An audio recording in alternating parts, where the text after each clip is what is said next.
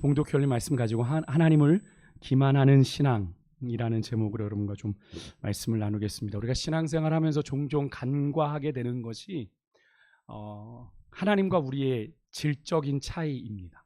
그죠? 하나님은 창조주이시고 우리 인간은 피조물이란 사실을 우리가 자꾸 간과합니다. 그래서 자꾸 어떻게 해요? 하나님을 자꾸 우리 수준에서만 이해를 하는 거죠. 자꾸 우리 수준에서만 인식을 하는 겁니다. 하나님과 우리의 차이를 굳이 설명하고 표현하자면 이사야 55장 8절에서 9절의 말씀처럼 하늘이 땅보다 높음같이 내 생각이 너희 생각과 다르다라는 표현에서 우리가 하나님과 우리가 얼마나 질적으로 다른지, 우리가 하나님에게 미칠 수 없다라는 것을 깨닫게 되죠. 또 우리가 욥기서를 묵상하다 보면 마지막 38장 이후에 하나님께서 욥에게 나타나시는 그 순간에 하나님이 삼라만상을 이야기하시면서 네가 이것을 아느냐, 창조의 섭리 속에 창조 세계에 깃든 하나님을 이야기하실 때 욥이 미처 그것까지 깨닫지 못하는 것을 우리가 보게 되죠. 그것이 바로 하나님과 우리의 차이입니다. 쉽게 말하면 우리가 뭐 천지 차이가 난다 이런 표현을 쓰는데 하나님이 딱 우리에게 그렇게 말씀하신 거예요. 하늘과 땅이 높음같이, 하늘보다 땅이 높음같이. 그러니까 인간의 인식 가능한 범위 내에서 이것도 차이죠. 하나님이 우리에게 인간이 인식할 수 있는 범위, 하늘, 우리 눈에 보여지는 땅만큼의 차이라고 하나님이 말씀해 주셔서 그런 거지, 그 실제 차이는 어떻겠습니까? 우리 인간의 가늠을 넘어서겠죠. 우리 인간의 상상을 초월한다고 하겠는데요. 그러하기 때문에 여러분, 피조물 된 우리 인간이 창조주 하나님을 제대로 온전히 인식한다는 것이 사실은 현실적으로는 불가능합니다. 그죠? 불가능합니다. 그래서 하나님께서 자신을 드러내 보여주신 것을 계시했다라고 말씀을 하고, 하나님이 자신을 계시하여 보여주셨는데 어디에 하나님이 당신을 계시해 보여주셨어요? 이 말씀에. 그죠? 이 말씀에. 이 말씀을 통해서 하나님께서 내가 하나님이 누구신지를 우리에게 보여주신 거죠. 그래서 우리가 이 성경을 무슨 책이라고 부르죠? 계시의 책이라고 이야기를 하는 겁니다. 우리가 계시라고 하면 예언 막 이렇게 뭐 미래를 보는 그런 걸로 생각하는데 그런 게 아니에요. 이 계시는 영어로 reveal입니다. reveal, 이렇게 드러내 보여주다라는 겁니다. 하나님이 어떤 분이신지를 드러내 보여준 책이 뭐다? 성경이다. 라는 거예요. 그래서 피조물 된 우리 인간은 창조주이신 하나님이 드러내 보여주신 만큼만 하나님을 인식하고 아는 거죠. 그죠?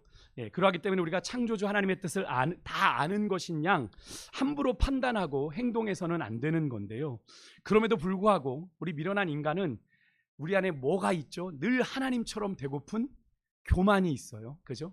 교만이 있어서 자신들이 얼마든지 살아계신 하나님을 눈속임하고 기만할 수 있다고 생각을 하고 버젓이 하나님은 모를 거야, 하나님은 보지 못하실 거야 라고 버젓이 범죄할 때가 있는데, 오늘 본문의 이야기가 바로 그런 이야기입니다. 오늘 본문은 시드기야 왕이죠. 시드기야 왕은 이제 유다의 마지막 왕입니다. 지금 이 시점은 이미 바벨론 느부갓네살 왕이 와서 유다 예루살렘 성을 이제 포위한 상황. 오늘 새벽에 묵상하셨겠지만 라기스와 아세가까지, 그게 이제 예루살렘 남서쪽에 25km, 40km에 있는 성읍들이거든요. 그러니까 예루살렘 근처에 있는 성읍들이니까 요새겠죠. 예루살렘을 서포트할 수 있는 요새일 텐데 그 라기스와 아세가까지 이미 바벨론이 다 점령하고 들어온 상황입니다. 그러니까 이제 지금 바벨론의 칼날이 이제 예루살렘 성만 향하고 있는 그런 상황에서 백성들과 한 가지로 시드기야가 하나님 앞에서 계약을 맺습니다. 하나님 앞에서 계약을 맺었다는 건 뭡니까? 누구를 증인 삼았다는 거예요? 하나님을 증인 삼았다는 겁니다. 그죠? 그 내용이 뭐냐면 9절에 보니까 사람마다 각기 히브리 남녀노비를 놓아 자유롭게 하고 그의 동족 유다인을 종으로 삼지 못하게 한 것. 근데 이 사실을 잘 보면 하나님께서는 자기 동족을 종으로 삼으라 하셨습니까? 삼지 말라고 하셨습니다. 삼지 말라고 하셨습니다. 그죠? 이미 지금 유다의 상태가, 그죠? 영적인 상태가 어느 지경인지를 여기서도 우리가 가늠해 볼 수 있는 거죠. 그런 하나님의 명령과 상관없는, 그러면서도 언약 백성임을 자부하는 그런 유대인들의 모습을, 우리가 남왕국 유다의 사람들의 모습을 알 수 있는 거죠. 그러니까 마지막 이제 시드기야가 죽기 직전에 한번 착한 일 해보려는 건지 모르겠습니다만 하나님 앞에 그런 하는 겁니다. 자, 우리 노비를 다 하나님이 삼지 말라고 했으니까 놓아주자. 그러니까 이어지는 10절을 보니까 그런 왕의 제안을 고관들과 모든 백성이 듣고 순복하여, 정말 오랜만에 예레미야에서 보는 단어 같아요. 그죠? 하나님 앞에 순복하여, 그죠? 순종하여 자신들이 거느리고 있던 모든 노비들을 자유롭게 해줍니다.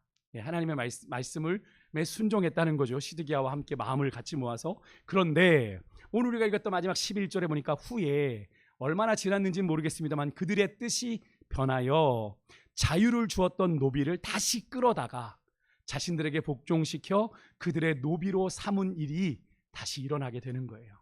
이 사실에 대해서 하나님이 예레미야를 통해 고발하고 심판을 명하시는 게 오늘 이야기이고 내일 묵상 본문 22절까지의 본문입니다. 그렇다면 왜 시드기야가 바벨론이 지금 목전에 온 그 다급한 상황에서 고관들과 그 유다의 모든 백성과 계약을 맺고 히브리 노예들에게 자유를 선포한 이유가 뭘까요? 우리가 세 가지로 한번 생각해 볼 수 있는데, 첫 번째는 군사적인 이유입니다. 지금 유다가 바벨론에게 포위당한 상태, 한 명의 군사도 아쉬운 상황이죠. 그런데 노비는요, 종은 군대의 징집 대상이 아니에요. 그러니까 노비들은 어떻게 해요? 군대로 나갈 수가 없는 겁니다. 그래서 시드기야가 종을 뭘로 만들어서 자유인으로 만들어서 징집하여 군대 인원을 보충하기 위해서 그랬을 것이다 라고 하는 견해가 있고요. 둘째는 경제적인 이유예요. 종은 주인에게 노동력을 제공하는 대신에 주인은 종에게 뭘 해줘야 되죠? 숙식 제공해야 돼요. 그죠? 숙식 제공. 종에게 식량을 공급해야 되는데 지금 예루살렘의 상황이 어떻습니까? 바벨론에게 지금 어느 정도 포위가 되어 있는 상황이냐면, 제가 지난 수요일에 말씀드렸던 것 같은데 1년 가까이, 그죠? 587년부터 1년 가까이 포위를 당했다가 멸망을 당하거든요. 586년에. 그러니까 1년 동안 포위를 당했으니 그 안에 있는 식량으로 더 이상 버틸 수가 없는 거겠죠. 우리가 지난 수요일에도 우리가 아람 군대의 그걸로 인해서 막 자식을 잡아먹는 이야기까지 봤는데, 아마 유다에도 아마 그런 일들이 일어나지 않았을까 감히 예상해 볼 수 있는 그런 상황이죠. 그래서 제가 수요일에 그런 말씀드린, 역사가 요세푸스의 이야기를 하면서 그 역사의 기록에 뭐가 기록되어 있더라? 그들이 먹을 게 없어서 거름더미에서 뭐를? 똥을, 배설물을 갖다가 먹었더라. 그걸로 연명을 했더라. 그러니까 얼마나 비참한 지경이었어요. 그러니까 먹을 것을 구하는 게 너무나 어려운 상황이죠. 그러니까 주인은 어떻게 노비에게 자유를 주므로 무슨 책임에서 자유해지는 겁니까? 종을 먹여 살리는 데서는 책임에 자유하게 되는 거죠. 이것은 근데 생각해 보니까 주인 입장에서는 되게 좋은데 종 입장에서는 어떻게 해요? 하루아침에 지금 나앉게 되고 생계와 생존의 위협을 받는 그런 상황에 놓이게 되는 거죠. 그러니까 그래서 얼씨구나 이 고관들과 백성들이 노비를 놓아주었던 것 아닐까 하는 생각도. 마지막으로는 이제 종교적인 이유입니다. 이게 이제 가장 좀 그런데, 바벨론의 포위라고 하는 이제 철체절명의 상황, 이제 라기스, 아세가 다 정복당하고 이제 예루살렘 성 하나 남아 있는 마지막 절체절명의 상황에서 시드기야가 하나님의 명령에 한번 복종해서 하나님의 보호하심을 좀 경험해 보자. 우리가 이렇게 하면 하나님이 우리를 보호해 주시지 않겠나 하는 기대 행위로 그런 걸 한 거예요. 근데 아래 14절에 나오는 것처럼 하나님께서 동족을 종으로 삼지 말라 하셨고, 또 동족을 종으로 삼게 된 경우 6년이 지나고 1년, 7년 되는 해에는 그를 놓아주게 되어 있었어요. 그런데 이제 그들의 선조들은 그 말씀에 순종하지 않았습니다. 그러니까 그게 지금까지 내려온 거죠. 근데 15절에 보니까 이제 시드기야 때의 유다는 달랐어요. 분명 앞에서 살펴본 이 세 가지 복합적인 이유, 정치적인 이유, 경제적인 이유, 또 종교적인 이유로 인해서 작용을 해서 시드기야의 경고대로 백성들이 순종했는데, 우리 순종한 이야기를 다시 한번 좀 15절에서 이렇게 풀어서 이야기합니다. 한번 읽어볼게요. 같이 시작. 그러나 너희는 이제 돌이켜 내 눈앞에 바른 일을 행하여 각기 이웃에게 자유를 선포하되 내 이름으로 일컬음을 받는 집에서 내 앞에서 계약을 맺었거늘. 이렇게 하나님이 말씀하시는 거예요. 그들의 행위를 보고 모처럼, 그죠? 정말 모처럼이에요. 그렇게 하나님 말 안 듣던 유다 백성들이 하나님 보시기에 무슨 일을 행했다? 바른 일을 행했다. 바른 일을 행했다. 그러고서는 내 이름으로 일컬음을 받는 집 어디입니까? 성전에서 하나님을 증인 삼아 왕과 모든 백성들이 계약을 맺어 모든 포로들을, 종들을 자유케 했습니다. 그러자 시드기야와 이 백성들의 기대와 바람대로 바벨론이 일시적으로 물러났어요. 일시적으로 물러나는 일이 일어났습니다. 물론 성경이 직접적으로 그것을 언급하지 않지만 뒤에 21절, 22절에 보면요, 마지막 34절, 21절, 22절에 보면 이런 표현이 납니다. 너희에게서 떠나간 바벨론 왕의 군대, 라는 표현이 나오고, 보라 내가 그들에게 명령하여 이 성읍에 어떻게 한다? 다시 오게 하겠다. 그죠? 이 말씀을 하나님이 지금 이스라엘이 또 마음 바꿨잖아요. 바벨론이 물러가니까 얼씨구나 다시 종을 데려온 그 장면을 보고 하나님이 심판을 명하셨는데, 하나님이 하시는 이야기에 너희에게서 떠나간 바벨론 왕의 군대를 내가 데려다가 너희에게 다시 오게 하겠다라는 말씀을 미루어 봤을 때, 지금 예루살렘 성 목전에까지 들이닥쳤던, 그래서 유다의 숨통을 바짝 조여왔던 바벨론이 유다의 그런 행동을 통해서 잠시 유다를 떠났던 것 같아요. 그러자 당장 시급한 위험이, 그죠? 당장 목이 달아날 위험이 사라졌다고 생각한 이 예루살렘의 고관들과 모든 백성들이 어떻게 합니까? 그들이 자유를 주었던 그 노비를 다시 데려다가 끌어다가 다시 노예로 삼는 그런 일을 합니다. 16절에 보니까 이런 단어로 그들의 행동이 표현되고 있어요. 너희가 돌이켜 내 이름을 더럽히고. 하나님 앞에서 한 행동이었잖아요. 성전에서 한 행동이었잖아요. 그죠? 하나님 앞에서 한 행동이었는데 그들이 그것을 어겼다는 건 뭡니까? 하나님 앞 이름을 더럽힌 거죠. 여기에 너희가 돌이켜란 이 구절이 히브리어 슈브라는 단어를 쓰는데, 이 슈브라는 단어가 혹시 기억하실지 모르겠지만 우리가 일반적으로 회개라고 하는 단어를 쓸 때 썼던 단어거든요. 그래서 빈번한 단어인데 결국 이 말이 무엇을 말합니까? 유다 백성들이 하나님께로 돌아가는 회개는 하지 않고, 그죠? 오히려 그 뜻을 돌이켜서 하나님의 뜻을 거스르는, 그래서 자유케 한 노비를 다시 노비로 만드는 죄에 그들이 집중했음을 우리가 보게 되는 그런 장면이죠. 다시 말해서 정말 간만에 정말 모처럼 하나님의 말씀대로 순종했던 바른 길을 잘 가면 좋겠는데, 그죠? 거기서 다시 돌이켜서 그런 유다의 순종의 증인 되신 하나님의 이름을 더럽히고 다시 불순종의 길로 유다가 나아갔다. 그들은 하나님과 언약을 맺은 언약 백성이면서도 주님을 경외하는 것은 고사하고 하나님을 진심으로 의지하지도 않았다라는 걸 우리가 알 수 있는 그런 장면이죠. 오직 그들의 관심은 뭐예요? 오로지 자기들의 안위, 자기들의 욕심뿐인 그런 유다의 영적인 실체를 우리가 오늘 이 본문 속에서 마주하고 있는 겁니다. 철저하게 기회주의적인 순종을 하나님 앞에 하고 있는 거죠. 결국 주님이 왜 유다를 결국 심판할 수밖에 없는지를 보여주는 장면이 오늘 이 본문인데요. 유다는요, 전쟁 중에 일촉즉발의 상황에서도 자신의 기득권을 온전히 내려놓지 못합니다. 그들이 조금 액션을 취했더니 적군이 반응을 했어요.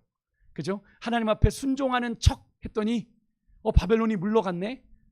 조금만 하나님의 말씀에 순종했더니 적군들이 물러난 겁니다. 그러니까 착각하는 거예요. 하나님은 우리를 멸망시킬 계획이 아니야. 예레미야 거짓말한 거야. 이렇게 생각을 하는 겁니다. 예레미야의 거듭된 호소에도 자기들은 언약 백성이고 자기들에게는 하나님의 임재를 상징하는 뭐가 있어서, 성전이 있어서 우리는 괜찮을 거야 라고 하는 거짓 선지자들의 예언이 그들 눈에는 뭐같이 진짜 그러네? 우리가 조금 액션을 취했더니 하나님이 이렇게 반응하네? 그런 그들의 잘못된 믿음, 불순한 믿음을 응원하는 상황이 바벨론 군대가 잠시 물러나는 상황으로 그들 앞에 펼쳐지게 된 겁니다. 그러다 보니까 유다 백성들은 자기들의 삶이 그래 지금 이대로 영원할 것 같아요. 전쟁의 이 참담한 비극에서 다 모든 민족이 바벨론의 군화에 짓밟혔지만 우리는 예외일 거야. 하나님이 지키시니까. 자기들이 하나님 앞에 불순종하고 있으면서 하나님은 자기들을 지키실 거라고 생각. 대단한 영적인 오해와 착각을 하고 정신을 못 차리고 있는 그런 유다의 모습을 우리가 마주하고 있는 거예요. 제 가운데 있어도 일이 잘 되어가면, 그죠? 일이 잘 풀리면 그것을 하나님이 깨닫고 돌아오라고 기회를 주시는 거라고 생각을 안 하고 오히려 하나님이 날 응원해 주는 거다라고 착각하는 성도들이 있어요. 하나님이 봐주시나 보다. 하나님이 이 정도 죄는 그냥 눈 감아 주시려나 보다. 그러고선 어떻게 해요? 근데 그렇게 자꾸 반복하다 보면요, 내 죄의 깊이가 점점 깊어지고 그 죄가 점점 대담해지는 걸 우리가 경험하게 되죠. 우리의 죄가 결코 그 수준에서 머물지 않습니다. 한 3에서 하나님이 그냥 가만히 계세요. 하나님 반응이 없어. 다음엔 어디로 갈까요? 3만 유지할까요? 4, 5. 제가 이렇게 숫자로 산술적으로 표현을 드린 건 여러분이 느끼시라는 겁니다. 그러니까 우리의 죄라는 게 우리가 그래요. 하나님 앞에서 죄를 졌는데 하나님이 깨닫고 너 정도면 지금 그냥 네 스스로가 하나님 앞에서 말씀을 읽다가 깨달을 거야 라고 생각하고 기다려주고 계시는데 하나님이 가만히 있으니까 괜찮은가 보다라고 생각하고 점점 더 죄로 빠져들어가게 되는 성도들을 많이 보는데요. 오늘 유다의 모습이 딱 그런 상황이에요.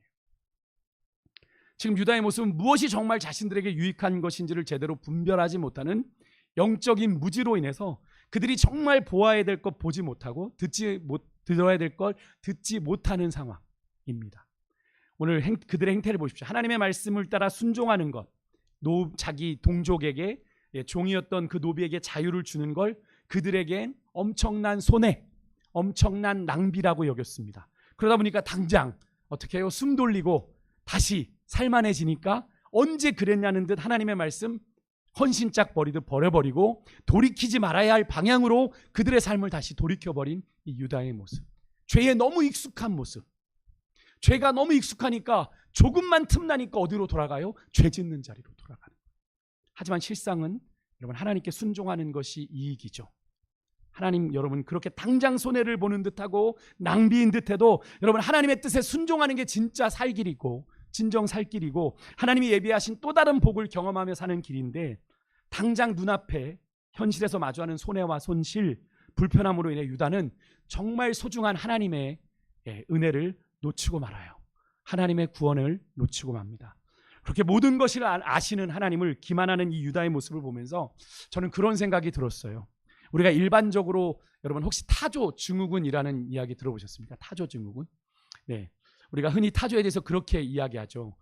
타조가 적을 발견했을 때 도망가는 대신에 모래에 자기 머리를 파묻고 자기 눈만 가리고 적을 피한다고 해서 타조를 되게 우리가 미련하게 보지 않습니까? 미련하게.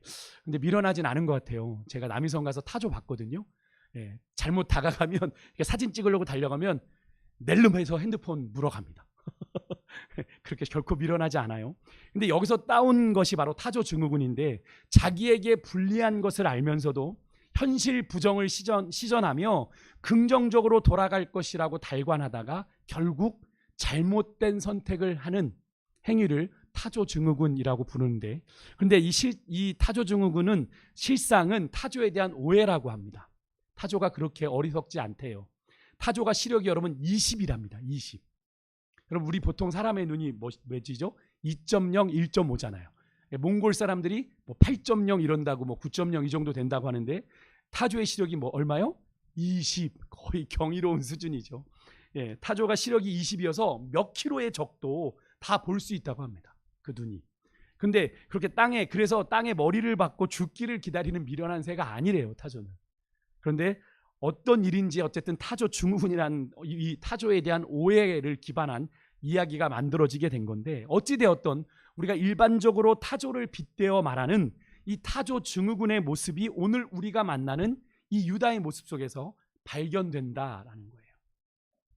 지금 당장의 위기를 모면하기 위해서 하나님의 말씀대로 순종하는 척하며 하나님을 속이려고 하는 유다의 모습. 그들의 얄팍한 계산에 하나님이 반응해 주셔서 바벨론 군대를 살짝 물려주시니까 고세를 못 참고 당장의 그들의 행동을 다시 바꿔버리는, 자기 눈만 가리고 하나님의 눈도 피했다고 믿는 이 미련한 유다 백성들의 모습이 딱 타조 증후군의 모습과 동일하지 않습니까? 어떻게 이런 행동이 가능할까요? 하나님을 어떻게 인식하는 겁니까? 딱 자기 수준 정도로, 아니 자기 수준보다도 더 못하게 여기면 절대 여기지 않고는 할 수 없는 행동이죠.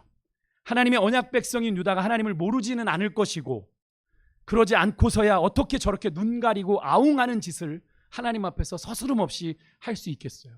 하나님이 버젓이 살아계셔서 보고 계시는데. 여러분, 하나님의 말씀을 지키는 듯 해서 지금 당장에 직면한 위기만 모면해 보려고 하는 얄팍한 믿음의 꼼수를 부리는 이 유다의 모습, 정말 무엇이 그들에게 중요한지 정말 모르고 당장 눈앞에 이 종이 없으면 불편하니까 종을 부리고 살았는데 종이 당장 없어지면 얼마나 불편해요. 그죠? 그런 손해와 손실에만 급급해 그들에게 정말 중요한 것을 그냥 놓쳐버리는 이 유다의 모습에서 우리는 다릅니까? 우리는 예외예요? 혹시 온 우주를 창조하시고 당신의 섭리 가운데 이 세상을 다스리시는 여러분 만군의 주 여호와 하나님을 혹시 내 수준으로, 내 이해의 수준 정도로만 오해해서 그런 하나님의 눈을 얼마든지 속일 수 있다고 여기고, 어리석게도 우리 주님께서 당신의 아들의 핏값을 주고 사신 이 존귀한 인생을 여러분 이 땅에 썩어질 것에 연연하며 사는 그런 보잘것없는 싸구려 인생으로 스스로가 만들어가고 있지는 않은지 여러분 오늘 우리의 모습을 한번 주님 앞에서 돌아보기를 원합니다. 나도 모르는 사이에 하나님을 혹시 내 수준으로 오해하는 거죠. 내가 모르면, 아니 내가 숨기면 하나님도 모를 거야 라고 오해하며 하나님을 기만하고 그렇게 속이며 살아가고 있지는 않은지. 죄가 우리의 눈을 가리면 그렇게 됩니다. 죄가 우리의 귀를 가리면 그렇게 됩니다. 하나님을 내 수준만큼만 이해하려고 하는 거예요. 여러분 유다 백성들이 그랬던 것처럼 나의 이 땅에서의 나그네 삶이 영원할 것처럼 하나님, 나 하나님의 구원하신 자녀인데 설마 하나님이 그렇게 하시겠어? 라고 생각하는 거예요. 그래서 인생에서 만나는 고난에서 자신은 예외일 거야. 잠시 스쳐가는 걸 거야. 자신의 인생의 기득권을 포기하지 못하는 이 유다 백성들의 고집스럽고 어리석은 모습이 여러분과 저의 모습은 아닌지 오늘 이 밤에 좀 생각해 보길 원해요. 여러분 내 인생에 대한 나의 권리를 포기하면 세상 말로 다 내 인생이 끝날 것 같지만 여러분 그렇지 않습니다. 나의 인생의 운전대를 하나님께 온전히 내어드릴 때 그때부터 정말 하나님이 우리의 인생을 이끄시고 책임지는 인생이 되는 거예요. 내가 붙들고 있으면 안 돼요. 내가 고집하고 있으면 될 것도 안 돼요. 그래서 예수님께서 누구든지 나를 따라오려거든. 여러분 이것은 단순히 제자의 삶만을 이야기하는 것이 아니라 예수님을 따라가는 그런 그리스도인의 삶이 되려면 제일 먼저 해야 되는 게 뭐라고 그러셨어요? 자기를 부인하고.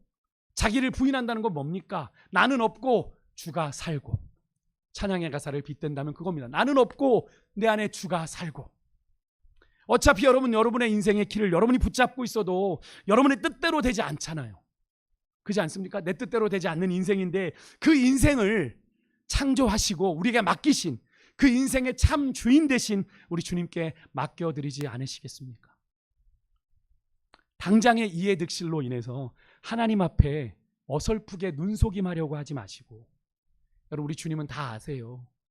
우리의 패부까지, 우리의 품은 생각까지, 우리가 미처 행동하지 않은 그 생각까지도 다 아신다고 성경은 이야기하잖아요. 오늘 본문 22절에서도 하나님이 다 아시고 이스라엘의 그런 기만적인 행동을 다 아시고 하나님이 떠나가게 하신 바벨론을 다시 오게 해서 유다를 처참한 황무지가 되게 하시겠다라는 이야기를 마지막 22절에 하시잖아요.